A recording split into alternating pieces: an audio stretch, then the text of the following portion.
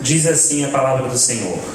Disse o Senhor a Moisés e Arão na terra do Egito: este mês vos será o principal dos meses, será o primeiro mês do ano. Falai a toda a congregação de Israel, dizendo: aos 10 deste mês, cada um tomará para si um cordeiro, segundo a casa dos pais, um cordeiro para cada família. Mas se a família for pequena para o cordeiro, então convidará ele o seu vizinho mais próximo, conforme o número das almas, conforme o que cada um puder comer. Por aí calculareis quantos bastem para o cordeiro. O cordeiro será sem defeito, macho de 1 ano. Podereis tomar um cordeiro ou um cabrito, e o guardareis até o 14º dia deste mês. E todo o ajuntamento da congregação de Israel o imolará no crepúsculo da tarde.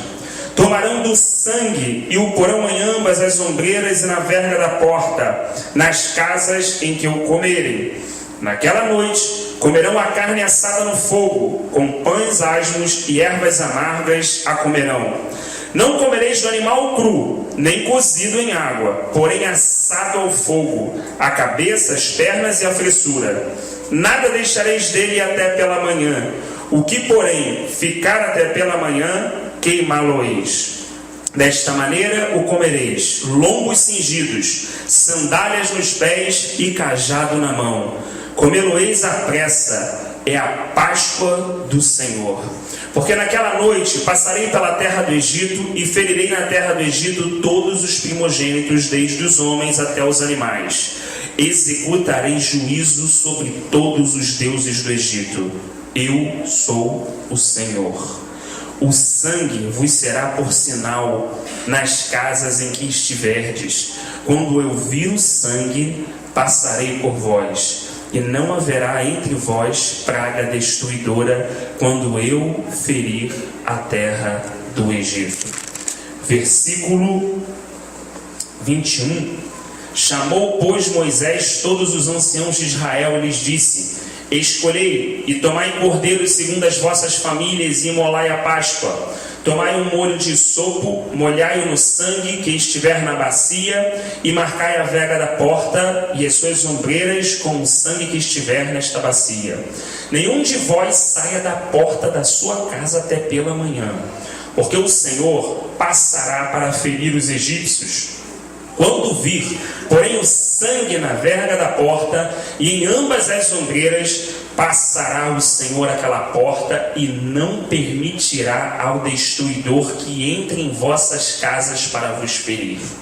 Guardai, pois, isto por estatuto para vós outros e para vossos filhos para sempre. E uma vez dentro da terra que o Senhor vos dará, como tem dito, observai esse rito. Quando vossos filhos vos perguntarem: que rito é este? Respondereis: é o sacrifício da Páscoa ao Senhor, que passou por cima da casa dos filhos de Israel no Egito, quando feriu os egípcios e livrou as nossas casas. Então o povo se inclinou e adorou. Amém? Senhor, nós te louvamos nessa noite, te agradecemos pelo teu amor, pelo teu cuidado, pelo teu zelo para com a nossa vida, Senhor. Obrigado por nos trazer aqui nesta noite, porque nós cremos sempre que é o teu Espírito Santo que nos ajunta para glorificar o nome de Jesus Cristo. E é isso que nós desejamos fazer nessa noite: levantar este nome no nosso meio, dizer que o nome de Jesus Cristo está acima de todo nome. Não há nome mais belo, não há nome mais alto, não há nome mais poderoso.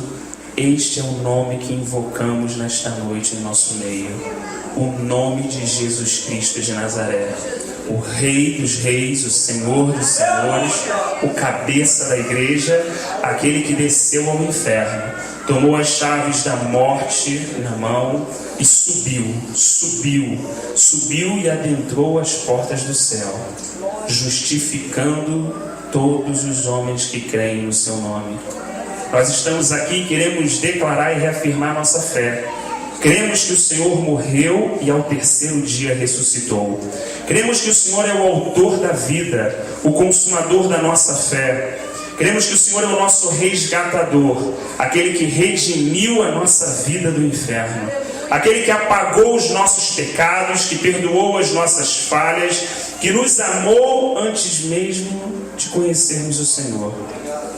Queremos nessa noite apresentar a Ti um coração grato, um coração quebrantado. Espírito Santo, nos ajuda, porque não há em nós condição para quebrantar o nosso coração.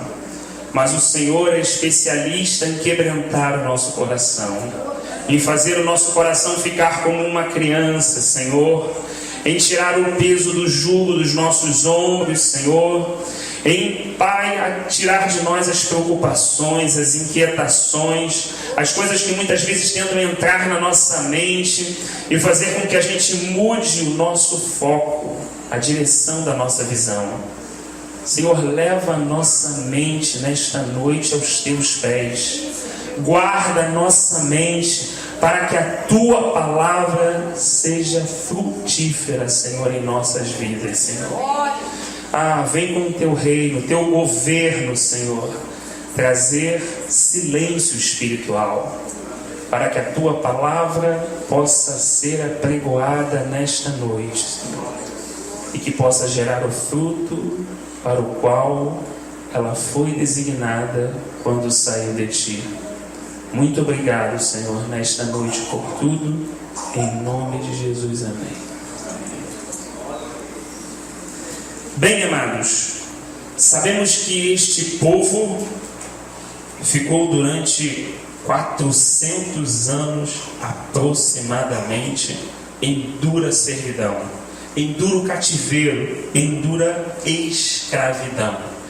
Um povo que tinha uma única perspectiva: meu filho vai nascer e ele vai ser escravo como eu sou escravo. Meu neto vai nascer e vai ser escravo como meu filho foi escravo. Um povo que sabia catar tijolo, catar na verdade barro, solo, para preparar tijolos para construir para os egípcios. Um povo que trabalhava para Faraó. Um povo que tinha casa, tinha moradia, comia, mas não tinha propósito de vida. Às vezes nós achamos que o mais importante é ter casa e comida. E a verdade é que isso é muito importante. Mas ter casa e comida sem propósito de vida é estar perdido aqui na terra. É como nascer e morrer sem se dar conta pelo porquê nós viemos aqui. E muitas vezes essa é a tentativa do nosso inimigo: dobrar a nossa mente, nos levar a nos preocupar sempre com casa, comida e preocupações. Não é assim? E sempre a cada 10 conversas que nós temos, 8 delas ou 7 são problemas, e às vezes problemas estão sempre ligados a inquietações e preocupações. E dessa forma nós vamos sobrevivendo, mas sem às vezes perceber qual o propósito real da nossa estada aqui. Esse povo ficou assim durante muito tempo. 400 anos é muito tempo, né? Até que um dia Deus ouviu esse clamor do alto e começou a trabalhar. E nesse trabalhar de Deus, Ele enviou uma praga, enviou uma segunda praga, enviou uma terceira praga, enviou uma quarta praga, enviou uma quinta praga, enviou uma sexta praga, enviou uma sétima praga. Pergunto eu, se nós estivéssemos lá, E nesse ponto agora, na 7ª praga, vendo a 7ª praga, olhando para as situações, nada mudava. Faraó continuava no trono e o povo continuava trabalhando. Como nós iríamos reagir? Será que o trabalhar de Deus está gerando algum efeito? Será que aquilo que Deus está fazendo está surtindo algum efeito na terra? Porque eu vejo, às vezes vem algo e aquilo movimenta e tem uma praga e tem um agir de Deus, mas quando passa aquele agir de Deus, eu olho e o Faraó continua lá no trono. Eu olho e continuo vendo a coisa da mesma maneira. Será que realmente isso vai mudar? Porque 7 pragas se passaram, mas as coisas não mudam. Nós conhecemos a história toda. Aqueles que estavam vivendo tinham essa perspectiva. Por isso o Senhor falou hoje com a gente: confiar e esperar. Porque muitas vezes vai parecer que as coisas não estão mudando. Às vezes vai parecer para a gente que Deus trabalha e nada acontece. E é nesse momento que nós precisamos de fé. Eu sei que haverá um momento que Deus determinará o fim dessa história. A fé é para que nós possamos caminhar esperando e confiando. Vem a 8ª praga e nada. Vem a 9ª praga e nada. E os pais ainda olham para os filhos e saem todo dia para trabalhar com chicote nas costas. O Faraó continua no trono. E cadê o Deus de Abraão, Isaac e Jacó? Cadê aquele Deus que fez uma promessa? Aonde esse Deus está? As coisas parecem não fazer sentido. Até que num certo momento, Deus dá uma ordem a Moisés e ao povo.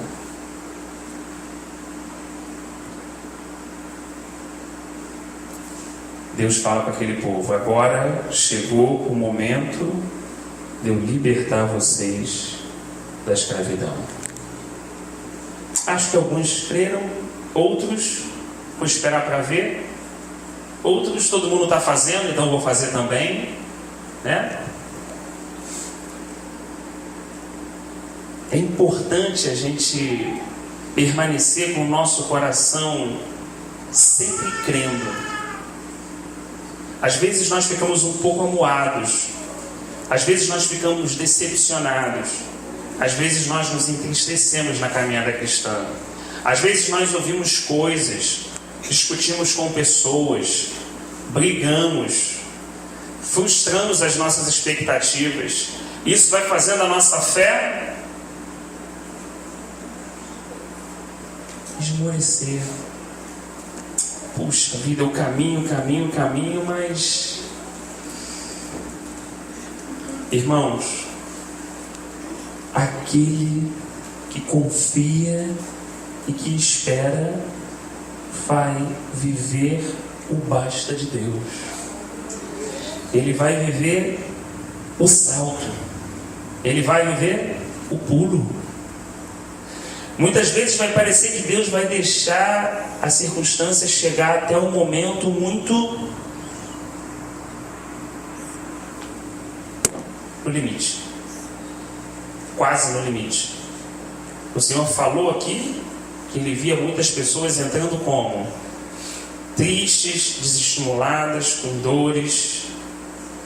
Cada um de nós com uma história familiar complicada. Cada um de nós com sequelas, com problemas, com dores, com crises, com perguntas. Mas houve um dia na história onde Deus fez uma obra de uma única vez que gerou esperança para todos nós que estamos aqui nessa noite. A primeira pista dessa obra foi aqui nesse versículo que nós lemos. Deus começou a instruir os israelitas que juntassem a sua família, levassem ali aquele cordeiro, imolassem aquele cordeiro, deixassem aquele sangue cair na bacia, trazia a bacia, pegava o hisopo, passava na verga da porta, nos umbrais da porta. Eu fico pensando nesse momento em que um pai e uma mãe está fazendo isso, ainda sendo escravo, e uma criança de 4 ou 5 anos perguntando: pai, por que você está fazendo isso? E esse pai vira para aquela criancinha de 4 ou 5 anos e diz assim: porque chegou o dia que o Senhor vai libertar a nossa família. Porque chegou o dia, filho, que todas as coisas vão ser diferentes. Você está vendo esse animal, filho? Ele está sendo morto para que nós permaneçamos vivos. Essa noite nunca mais vai se repetir. Filho, nessa noite, um anjo destruidor vai passar por todo o Egito e por toda a terra de Gósen. E esse anjo, ele entrará em todas as casas. E ao entrar na casa, ele ferirá a vida dos filhos mais velhos. Agora, por causa desse sangue que nós estamos passando aqui, filho, é um sinal. Ele vai ver esse sangue e vai passar pela porta da nossa casa. E nada vai acontecer com você. E todos sentavam juntos ali na mesa, assavam aquele cordeiro e comiam com cajado na mão, sandálias nos pés e cingidos com as suas vestes, ansiosos para o próximo dia. Para o dia em que, naquele amanhecer, todos sairiam daquela casa e nunca mais voltariam para aquele lugar. Isso aconteceu há 3.500 anos atrás. Há 1.500 anos atrás, antes de Cristo. Foi um dia, acredito eu, singular, lindo, maravilhoso, mas que caiu na repetição. Durante 1.500 anos, os judeus faziam isso repetidamente. Todo momento da Páscoa, os judeus se reuniam e comemoravam a Páscoa do Senhor. Algumas vezes com o coração avivado, lembrando do que Deus tinha feito. Algumas vezes apenas por fazer, apenas por obrigação. A diferença das coisas de Deus é quando nós fazemos ela com consciência e com o coração avivado, daqueles ou dos momentos em que nós mesmos fazemos essas mesmas coisas com o nosso coração frio, morno, de forma religiosa. Então o problema das coisas de Deus não está nas coisas de Deus, mas está se o nosso coração está avivado, se o vinho que está em nós é novo, ou se nós estamos mornos e o nosso vinho já está passado. O que precisa mudar? As coisas de Deus ou o nosso coração. Por isso o Senhor começou a falar conosco no início desse culto, para que nós levantássemos e andássemos, tomássemos uma postura diante dele. Senhor, essa é a minha condição. A condição que eu cheguei aqui nessa noite é essa: desanimado, triste, cabisbaixo, morno, mas eu não aceito permanecer nessa condição. Eu me levanto desse banco, eu levanto as minhas mãos e eu declaro que o Senhor pode renovar a minha vida. E eu desejo o Senhor nessa terra mais do que qualquer outra coisa, e não tem ninguém nesse céu além de ti. E aí o Senhor falou da chuva. E aí o Senhor começou a falar através dos seus louvores. Por isso nós precisamos estar atentos, porque o Espírito de Deus fala naquele louvor, naquele salmo, naquele testemunho, naquela palavra de abertura, na mensagem, no desfecho. O Senhor em todo momento está nos instruindo, porque não deseja que a gente saia daqui da maneira que a gente entrou. Então Ele deseja avivar, sacudir o nosso interior.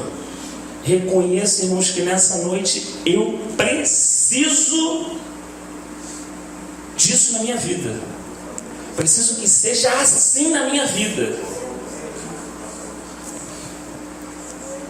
Existe um trecho bíblico que nos ajuda muito a entender isso. No final do livro de Êxodo, quando todo o tabernáculo é construído e todas as peças devidamente elaboradas, e eles levantam o tabernáculo e arrumam todas as peças, Moisés prepara um sacrifício e coloca no altar de sacrifício, e diz a palavra que o Senhor manda fogo e consome aquele holocausto.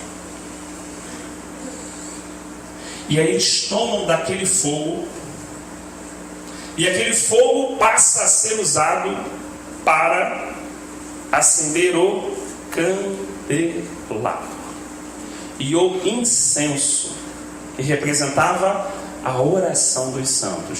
Por isso, quando Nadab e Abiú vieram com o fogo, diz a palavra do Senhor, fogo estranho, o Senhor os consumiu. Porque aquele fogo, irmãos, que mantinha aquele processo, era um fogo que desceu do céu quando foi consumido o sacrifício preparado por Moisés. Então, se aquele fogo se apagasse, tinha problema, porque não tinha um fogo na terra igual aquele fogo que desceu. Por isso a responsabilidade do sacerdote era grande. Por isso eles revezavam e tinham que entrar naquele local para ver: será que o azeite está acabando? E põe mais azeite, porque esse fogo não pode se apagar. Se esse fogo se apagar, vai depender que o Senhor envie ele de novo do céu. Eu não consigo produzir nada na terra que gere esse efeito do fogo que veio do céu. Então corre lá, o irmão corre lá. Então pega o azeite, põe o azeite ali, não deixa esse fogo se apagar. E olha, dormir demais, acorda de novo. Não pude, essa era uma responsabilidade muito grande dos sacerdotes.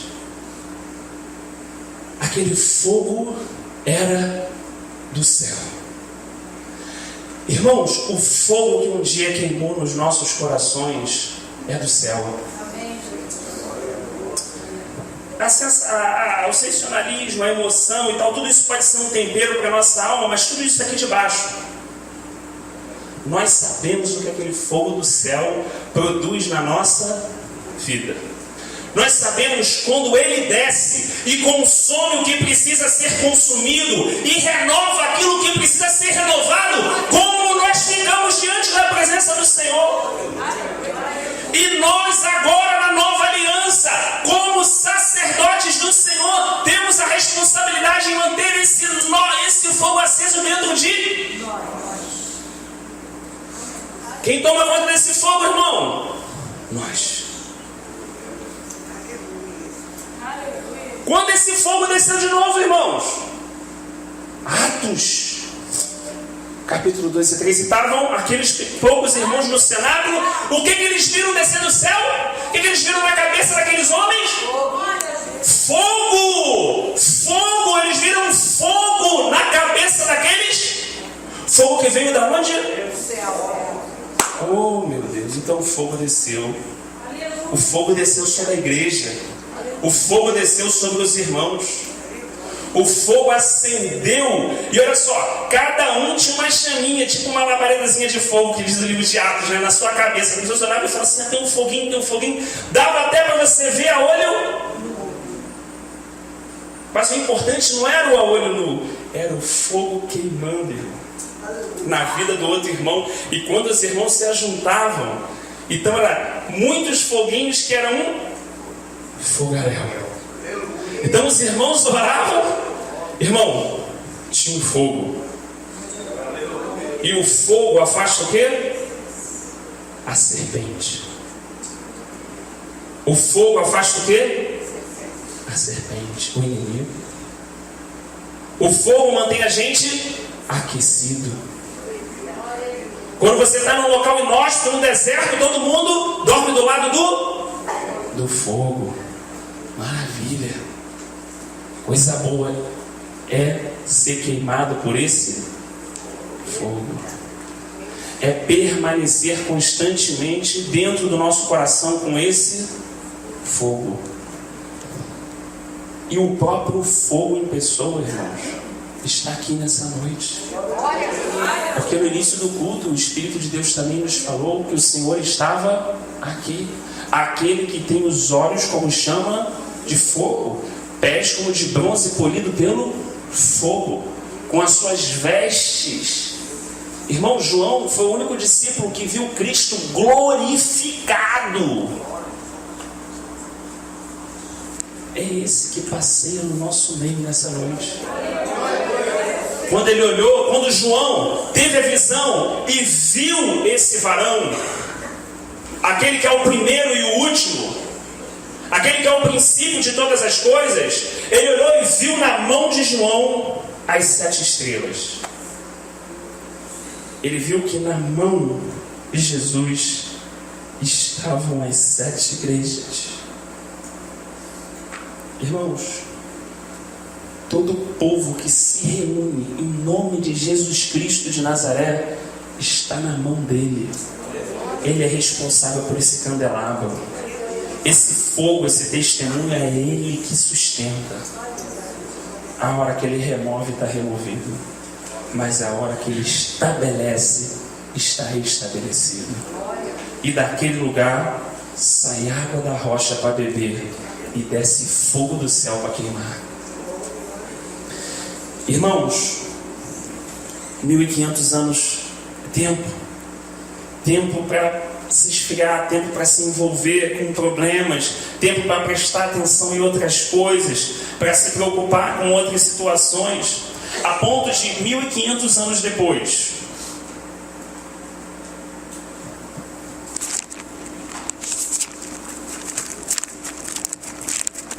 um homem chamado João Batista virar na frente de muitos judeus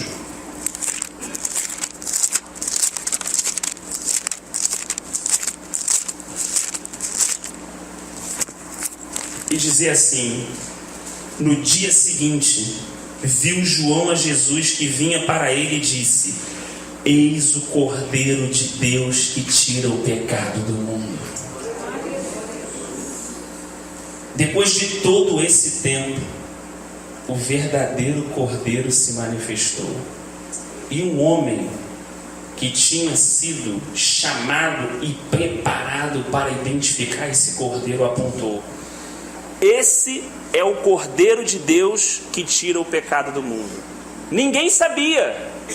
João Batista foi chamado para identificar esse Cordeiro, para olhar e falar assim: ele tem a primazia, porque é antes de mim, e eu não tenho condição nem de desatar as sandálias dele. O Cordeiro foi identificado. O Cordeiro se manifestou.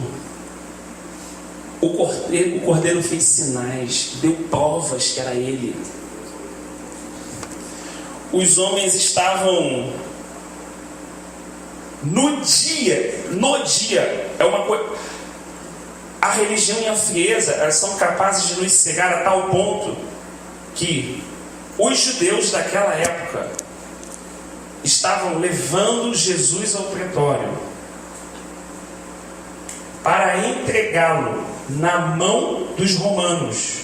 E eles não podiam entrar porque era a preparação da Páscoa. Era Páscoa. O cordeiro estava ali.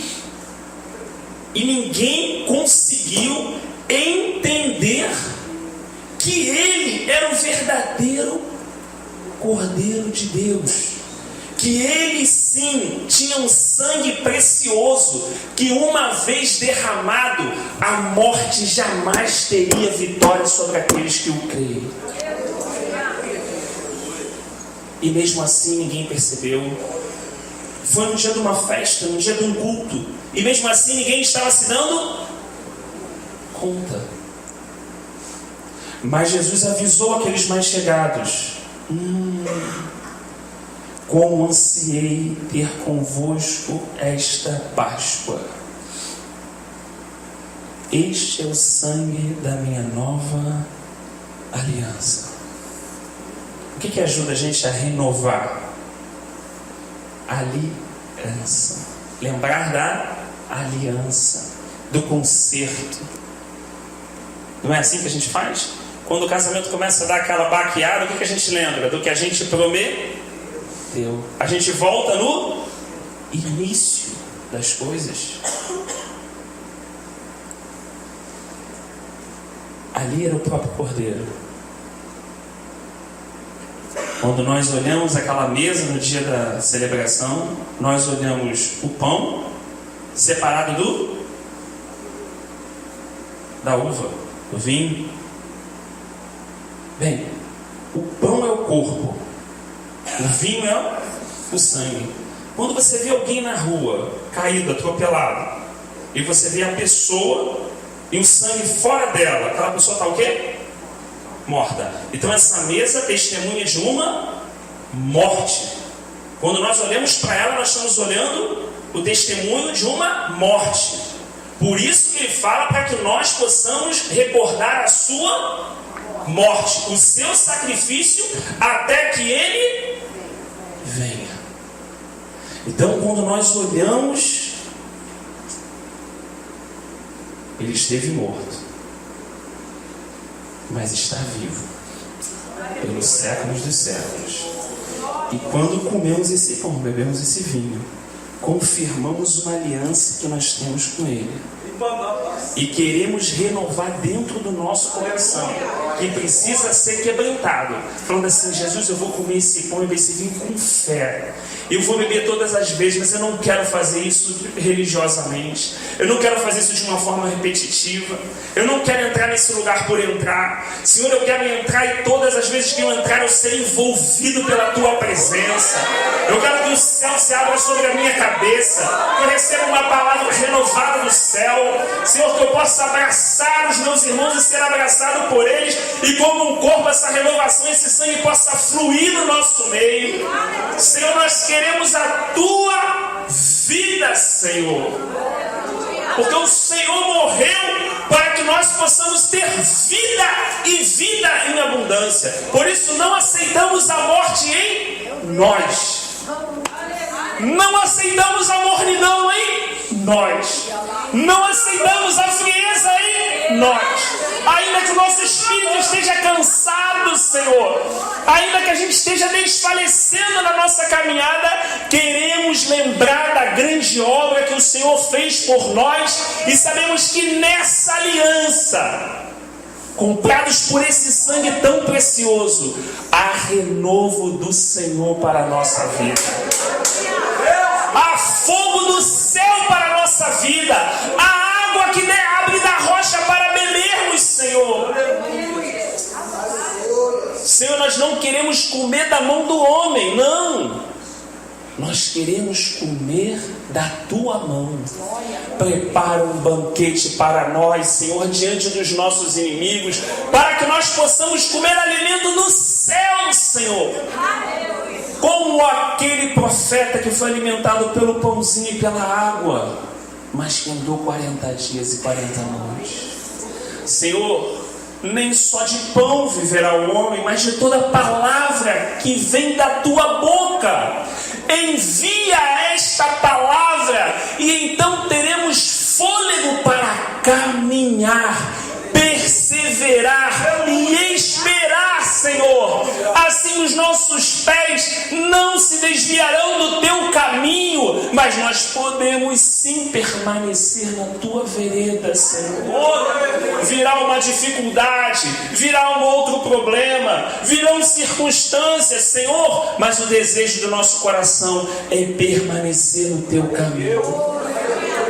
Ah, Senhor, queremos permanecer no teu caminho, como está escrito aqui no livro de Êxodo, com a nossa família, com os nossos filhos, com os nossos netos. Queremos que todos, Senhor, juntamente possamos andar na tua presença, Senhor. Irmãos, a igreja recebeu aquilo, mas como todos nós, a começar de mim, temos a facilidade de esquecer. A gente fala que Deus esqueceu da gente, mas não é. Na verdade, Deus nunca esquece de ninguém, mas somos nós que esquecemos. Somos nós que não lembramos. Por isso o salmista é obrigado a dar ordem à sua própria alma, dizendo: lembra-te de todos os benefícios que o Senhor tem feito, e não te esqueça de nem só um deles. O que farei, Senhor, por todo o bem que o Senhor tem me feito? Invocarei o teu nome e tomarei o cálice da salvação. Aliança. Irmão, não vai ser fácil. Todos nós temos marcas. Todos nós temos problemas. Temos situações difíceis. Temos brigas na nossa própria mente. Lutas que nós travamos aqui. Mas há um que teve uma vitória esmagadora sobre todos os inimigos. E é esse um, é esse homem, que também é Deus, que nos prometeu vitória. Veja bem, naquele dia houve uma Páscoa diferente de todas as 1500 Páscoas que aconteceram durante aquele tempo. Agora não era um cordeiro como Abraão no lugar de Isaac, ou como durante a Páscoa. Agora era um homem puro, sem pecado, sem mácula, o Filho unigênito de Deus, pendurado numa cruz, em um madeiro, separando o sangue que escorria pela madeira e pingava na terra do seu corpo, e estava morrendo diante de muitas testemunhas por amor a nós, para que o anjo destruidor nunca mais tivesse acesso à nossa vida ou à nossa casa. Irmãos, ele fez algo tão grande por nós, a pessoa dele e a sua obra. João, quando vê ele glorificado, João foi um discípulo que andou com ele 3 anos. Mas quando vê, diz assim: quando o vi, eu caí a seus pés como morto. Porém ele pôs sobre mim a mão direita, dizendo: não temas, eu sou o primeiro e o último, e aquele que vive. Eu estive morto, mas este estou vivo pelos séculos dos séculos, e tenho as chaves da morte e do inferno. Ele desceu, ele foi às profundezas da terra e tomou a chave da morte e do inferno em suas mãos. Não precisamos mais temer a morte, porque agora Jesus Cristo é Senhor sobre a morte. é Senhor sobre o inferno. Todos os principados e potestades foram julgados e colocados debaixo dos seus pés. Muitas vezes, o inferno entendeu mais a sua obra do que alguns de nós. Jesus liberou palavras sobre o gadareno. Jesus ressuscitou a filha de Lázaro. Jesus chamou Lázaro de novo, a filha de Jairo, chamou Lázaro de novo. Ele fez muitos milagres, multiplicou pão, deu alimento, curou pessoas. Mas nada disso, escute bem, irmãos, abalou o inferno da forma como, quando ele estava pendurado naquele madeiro, virou seu rosto ao Pai e disse assim: Pai, a obra está consumada. E reclinou a cabeça e morreu e desceu. Ali foi o fim. Ali o inferno já começou a se desesperar, porque ali não era uma obra sobre um homem, ali era o julgamento de principados e potestades, debaixo dos pés do Cordeiro de Deus. O nome acima de todo nome. E ele falou: eu edifiquei a minha igreja, e o inferno não prevalecerá sobre ela. Ela é o meu corpo e eu sou o cabeça.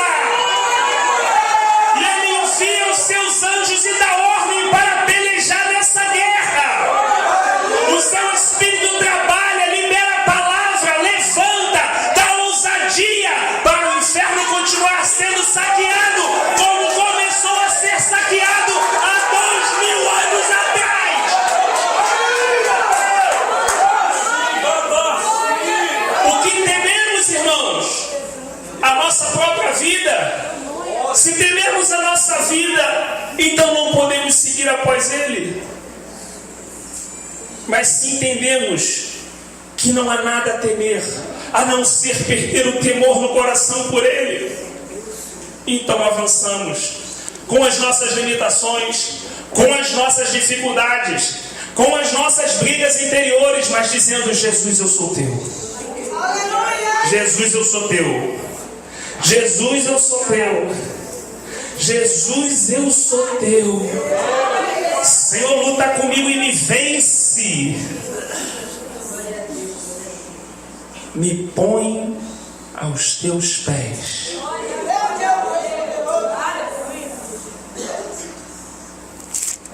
Os discípulos andavam e aí, tem uma parte que eu sempre rio muito, quando eles estão indo lá para ressuscitar Lázaro, e aí um discípulo solta uma ironia: então vamos para Jerusalém morrer também. Todo mundo falava assim, falava algumas coisas, e aí, dá alimento aí, mas como? Eu não tenho dinheiro. Então todo mundo assim, bem livre, né? Bem tranquilo. Depois, eles sabiam que aquele homem era diferente. Eles tinham até uma revelação do Espírito para dizer: tu és o Cristo, o Filho de Deus, que veio do Pai. Mas revelação e realidade interior são coisas diferentes. Revelação chega no nosso espírito e nós falamos aquilo muitas vezes até sem entender, como Pedro. Outra coisa é quando o Espírito operaciona essa revelação e torna ela uma realidade dentro de nós. É o próximo passo da revelação.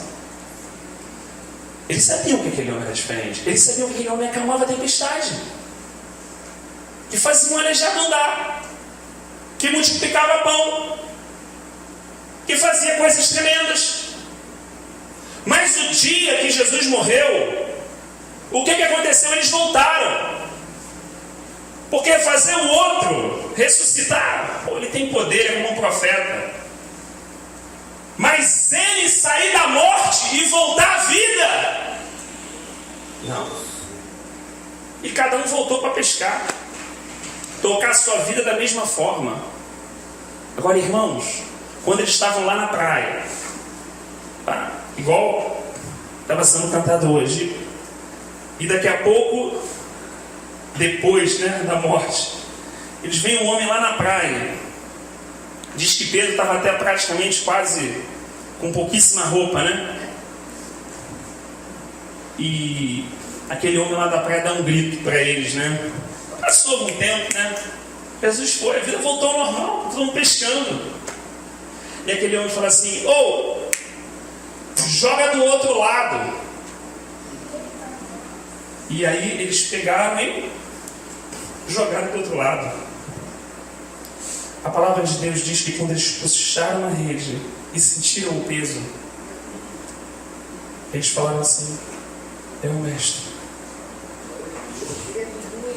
Ele está vivo. É Jesus Cristo de Nazaré. Você imagina a cara de João olhando para Pedro e Tiago, falando assim: meu Deus do céu, é Jesus. Ninguém está olhando mais o peixe. No primeiro milagre, o problema era o peixe, era a noite, era o cansaço, era a falta de dinheiro, era a providência, era qualquer coisa que rodava em torno da vida deles. Mas agora o que importa é que eu estou sentindo a presença do Mestre. Então Pedro não quis saber nem de puxar toda a rede. Diz que ele se jogou no mar e começou a nadar rápido para chegar na presença do Mestre. Porque ele conseguiu entender que é o Mestre que alimenta, é o Mestre que renova, é o Mestre que dá paz, é o Mestre que responde, é o Mestre que levanta. Ele é o princípio e o fim de todas as coisas. Quando todo mundo chegou na beira da praia, diz o relato do livro, do Evangelho, que todos sabiam que era ele, mas ninguém ousou perguntar. Como é que estavam os corações? Quebrantados, sem ironia, sem palavras de raciocínio humano, quebrantados. Esse é o efeito do poder da ressurreição na vida de um servo de Deus. Porque todo mundo o que mais quer na vida, quando chega no final dela, irmãos, é não morrer. Hoje os nossos problemas podem ser muitos, mas quando alguém está à beira da morte, a única coisa que a pessoa quer é viver mais. E quando você está do lado de alguém que venceu a morte, porque diz no livro, Paulo relatando pelo Espírito de Deus, no livro de Coríntios, porque as garras da morte, a morte é um inimigo a ser vencido. A morte não é algo abstrato. Ela entrou quando Adão permitiu e tomou o governo. Ele diz assim: porque as garras da morte não puderam segurar aquele homem. Todos ela pôde segurar, mas esse homem subiu, porque ele era a própria vida e a ressurreição. O Espírito de Deus o ressuscitou dentre os mortos e o trouxe à vida. E ele apareceu a muitas testemunhas durante muitos dias, pregando a palavra de Deus e dizendo: ide e anunciai. Irmãos, essa é a obra. Essa é a obra. Eu fico pensando que durante muitos anos, com todas as nossas limitações, durante esses 2000 anos, muitas vezes a igreja vem fazendo isso de forma religiosa e repetitiva. E creio que o que o Espírito de Deus deseja é que nós possamos fazer isso com consciência. Irmãos, já não tem mais ninguém criança, Se eu fiz isso, se eu fiz aquilo, ou se eu tenho medo de me expor, ou se eu tenho medo de contar o meu pecado para o meu irmão, ou se eu tenho medo de me abrir, de orar com outro irmão, já não tem mais criança. Não tem criança. Criança que erra e diz para o pai que não foi que fez, criança que tenta dar um jeito, irmãos. É a nossa própria vida, irmãos, que está em jogo. É a nossa própria existência. O que Ele deseja, senão que possamos confessar uns aos outros as nossas falhas, para que Ele, na luz conosco, possa nos purificar de todo pecado, e que nós possamos reafirmar todas as vezes a nossa aliança com Ele, com o nosso coração abrasado. Não importa como nós cheguemos aqui. Nunca pense assim: não, porque... Não. Nunca pense assim. Venha. Venha. Seja sincero. Se abra. Faça valer esse tempo que nós estamos aqui. Como cantou a nossa irmã, deixe o Espírito de Deus falar conosco. Que Ele possa ter a liberdade de falar individualmente com cada um de nós, conforme as nossas dificuldades, ou as nossas teimosias, ou as nossas aflições. Que Ele possa tratar conosco, que nós possamos ser verdadeiramente edificados nele. Que haja uma mudança na nossa realidade interior. Que haja em nós essa expectativa de largar o peixe que a gente tanto corre atrás, mergulhar na água e chegar perto da fogueira. Mais uma vez o fogo aí, olha o fogo de Jesus de novo aí. Olha o fogo aí, olha os discípulos em volta do fogo. Olha o peixinho aí. O Senhor sempre tem um banquete quando reúne seus discípulos. O Senhor sempre tem banquete quando ajunta o seu povo. O Senhor sempre tem pão, sempre tem água e nunca dispensa nem um servo de mão vazia. Ele conhece profundamente as nossas necessidades e pode nos tratar exatamente como nós precisamos. Que Deus bom, que Deus misericordioso, que Deus paciente, que Deus amoroso, que Deus presente, que Deus também que se importa e até nos corrige, nos disciplina para o nosso próprio bem. Como é bom saber que Ele é o nosso Pai. Ainda que algumas pessoas nessa noite nunca tenham conhecido seu Pai, tenham muitas dificuldades com a questão do Pai, nós podemos entender pela palavra de Deus que hoje o Espírito que habita em nós clama: Abba, Pai. Que eu e você temos um Pai celestial que provê todas as nossas necessidades em Cristo Jesus, que alimenta a nossa alma. Irmão, a gente consegue discernir pelo nosso espírito que há um alimento espiritual e que nós estamos comendo esse alimento. Nós estamos nos alimentando do Senhor, nos alimentando da sua própria presença. Que coisa doce, suave, maravilhosa, como o Espírito de Deus, Ele é perfeito.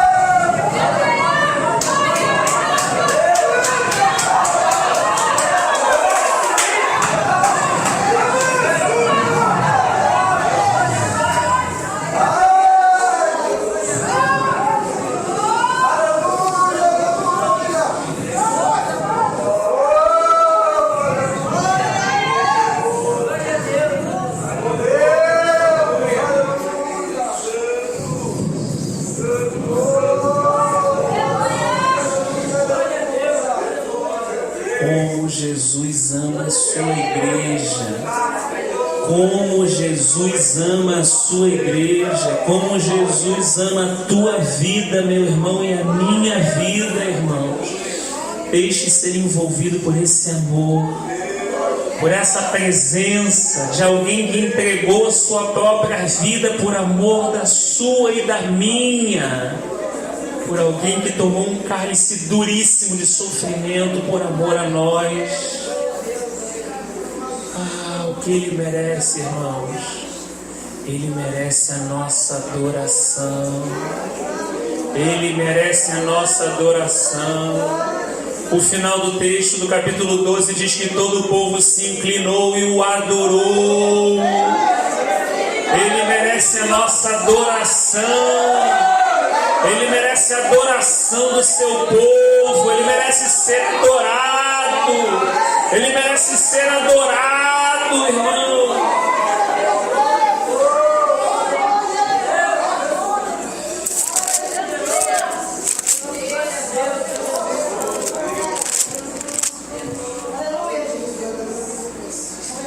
Vi também um anjo forte que proclamava em grande voz: quem é digno de abrir o livro e desatar os selos? Ora, nem no céu, nem sobre a terra, nem debaixo da terra, ninguém podia abrir o livro, nem mesmo olhar para ele. Eu chorava muito, porque ninguém foi achado digno de abrir o livro, nem mesmo de olhar para ele. Todavia, um dos anciãos me disse: não chores, eis que o leão da tribo de Judá, a raiz de Davi, venceu para abrir o livro e os seus 7 selos. Então vi, no meio do trono, um dos 4 seres viventes, e entre eles um ancião de pé, um cordeiro como tendo sido morto. Ele tinha 7 chifres, bem como 7 olhos, que são os 7 Espíritos de Deus, enviado por toda a terra. Veio, pois, e tomou o livro da mão direita daquele que estava sentado no trono. E quando tomou o livro, os 4 seres viventes e os 24 anciãos prostraram-se diante do cordeiro, tendo cada um deles uma harpa e taça de ouro cheia de incenso, que são as orações dos santos, e entoava um novo cântico, dizendo: digno és de tomar o livro e de abrir-lhe os selos, porque foste morto e com o teu sangue compraste para Deus os que procedem de toda a tribo, língua, povo e nação, e para o nosso Deus os constituíste reino e sacerdote, e reinarão sobre a terra. Vi e ouvi uma voz de muitos anjos ao redor do trono, dos seres viventes e dos anciãos, cujo número era de milhões e de milhares, proclamando em grande voz: digno é o cordeiro que foi morto de receber o poder, a riqueza, a sabedoria, a força, a honra, a glória e o louvor. Então ouvi de toda a criatura que há no céu e sobre a terra, debaixo da terra e sobre o mar, e tudo o que neles há, estavam dizendo: aquele que está sentado no trono e ao cordeiro, seja o louvor, a honra, a glória, o domínio pelos séculos dos séculos. E os 4 seres viventes respondiam: amém. Também os anciãos prostraram-se e adoraram a ele. Ele é digno de ser adorado, irmãos. Eu gostaria de convidar os irmãos que são responsáveis por essa parte, para que junto nós possamos adorar ao Cordeiro. A palavra do Senhor nos diz que olharam para Ele e não foram confundidos. Irmão, olha para Jesus e a confusão sai. Olha para Jesus e a treva sai. Olha para Jesus e aquele coração turbado sai. Olha para Jesus e a luz entra e clareia o nosso interior, irmãos. Contemplar Ele, olhar para Ele, irmão, seguir a Ele. Aleluia. Deus, aleluia.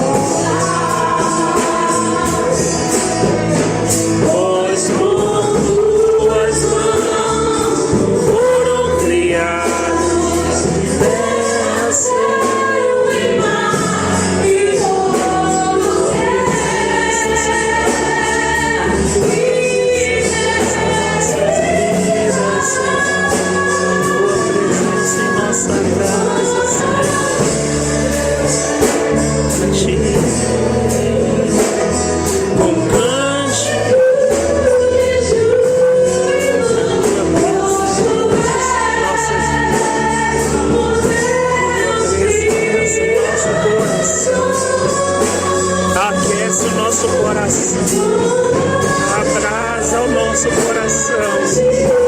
Queima com teu fogo santo.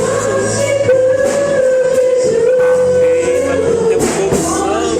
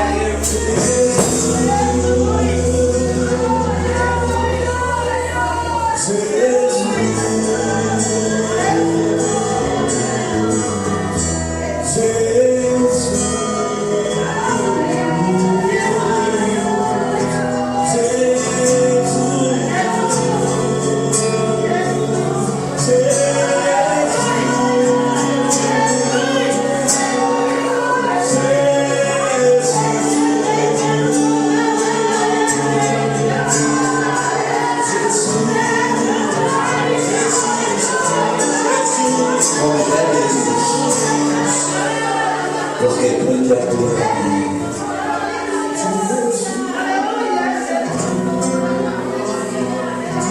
Come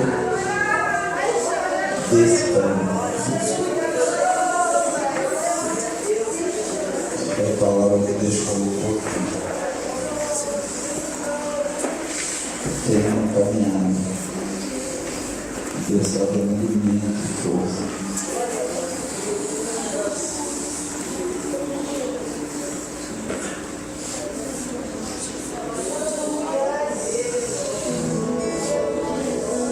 Muita gente precisava sem motivação.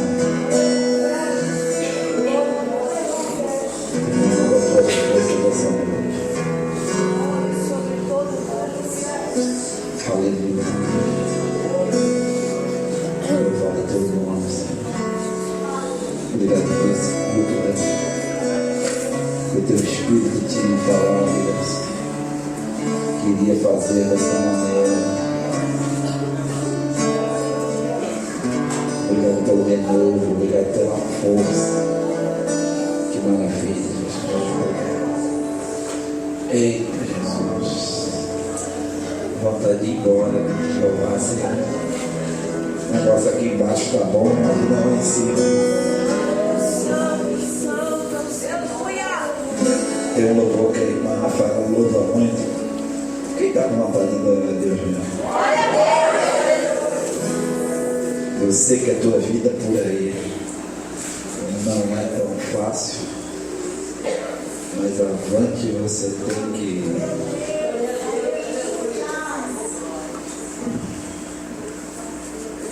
Aleluia.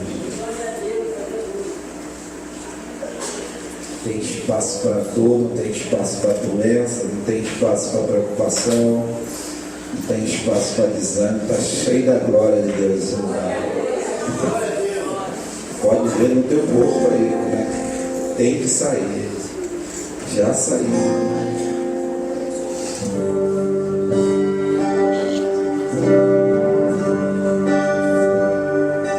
Feche os teus olhos e só adora. Entra mesmo forte com Deus.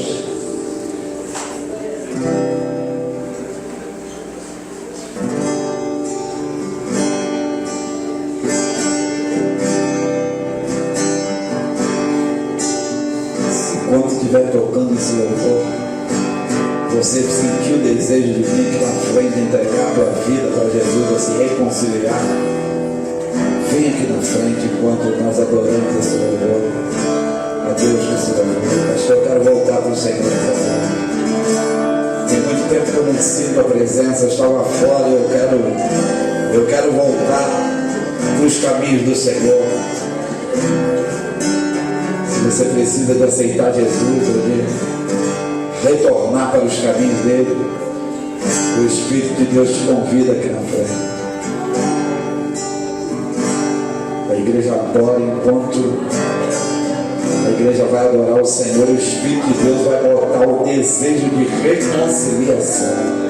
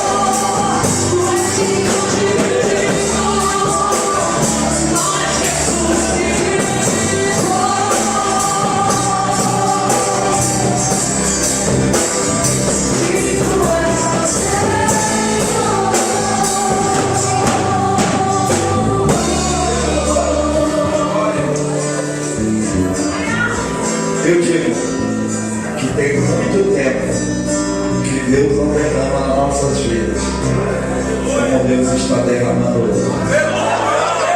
Eu vejo Deus purificando vidas aqui esta noite. Eu vejo pessoas aqui a um passo que estava para sair da presença de Deus, valorizando situações que agora, por essa água que desce através da palavra, da adoração e da oração dos santos, essa água vai. E você começa a imaginar aquilo que tanto te tentava agora, e você vê que é nada em relação do que você está recebendo agora. Seja limpo pelo poder do nome de Jesus. E eu ministro assim também a tua casa, para estar reunida, adorando a Deus. E eu ministro que a marca do sangue do Cordeiro já está na tua vida e na vida da nossa família. E isso é sinal de proteção, de segurança em meio a essas lutas. Creia nisso. Receba essa certeza dentro do teu coração. E se você crê e concorda, aplauda ao Senhor. De toda a honra, de toda a glória.